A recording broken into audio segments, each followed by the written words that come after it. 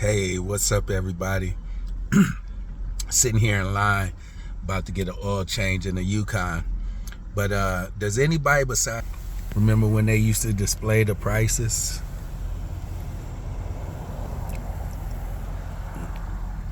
No more of that. It's gonna be a surprise to everybody what you pay when you get up in here. It's out of control.